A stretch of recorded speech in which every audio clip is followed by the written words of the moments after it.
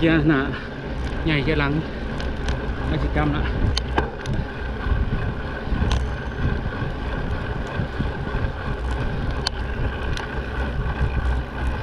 เกียร์หลังจำแล้วจะคอยวิ่งขึ้น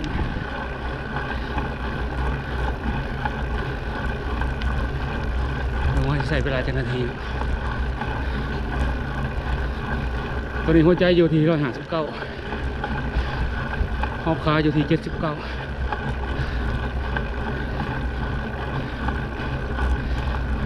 มันจะนักแต่ข้อทั้งมิดหนึ่งเนาะมิดข้อทั้งมิดโคนมิดนี่ก็เบาแล้ว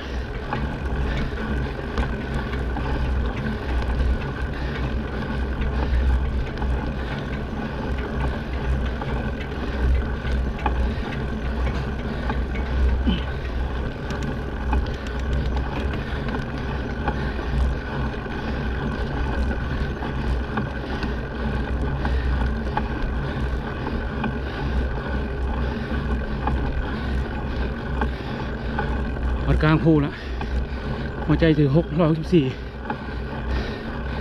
รับขาอยู่58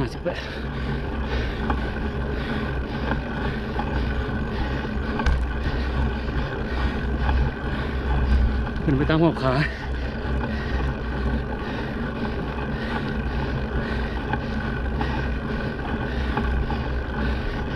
จะหนายังใหญ่อยู่เนาะส่วนจะหลังก็ใหญ่สุด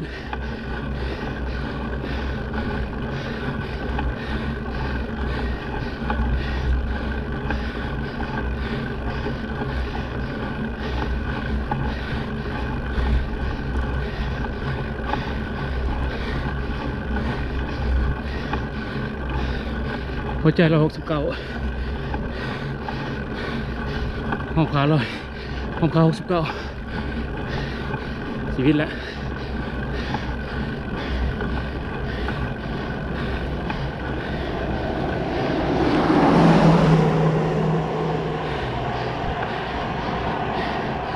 ผ่านปูทมิด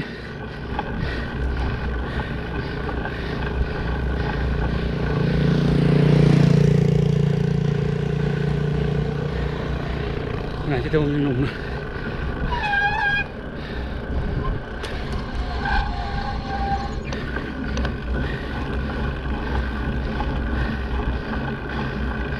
หัวใจลงมา165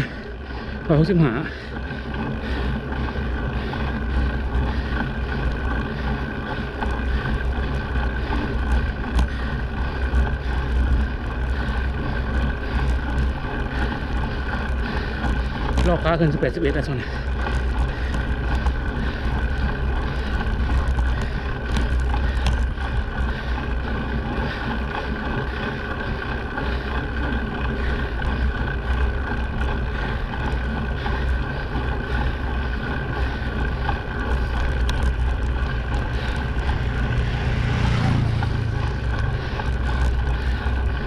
วิเบิงว่าซีติหอนจอมใส่เวลาจังนาที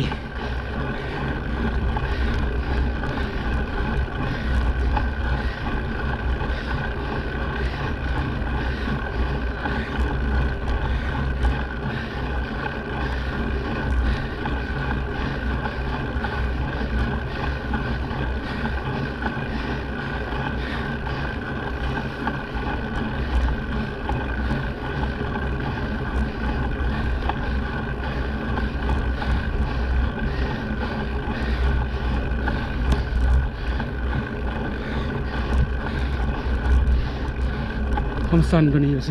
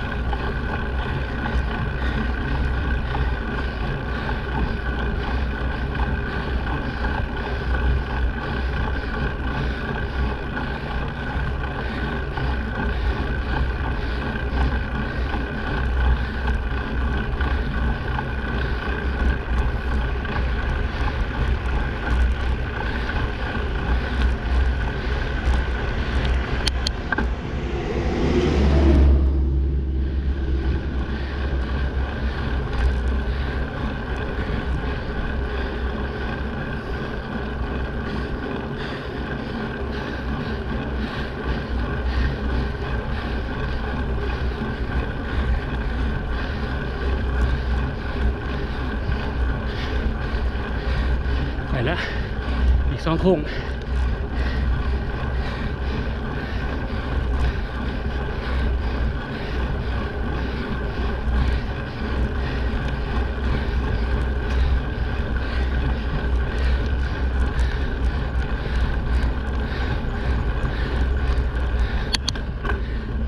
มาแล้วข้างหน้านี้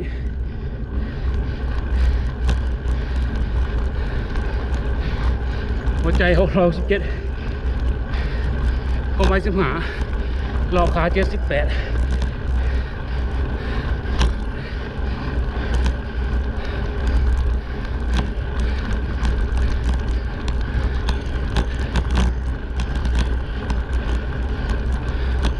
มาแล้ว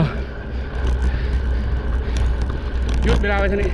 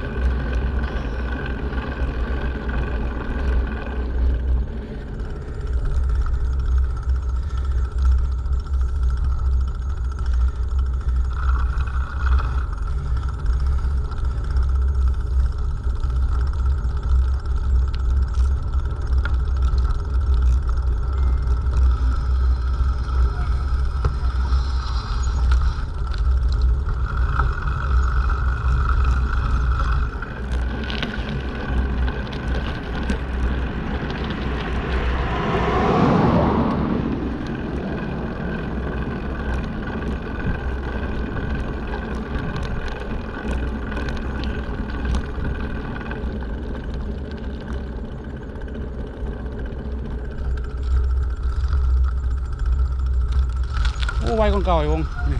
ไวกว่าเก่าอ่ะ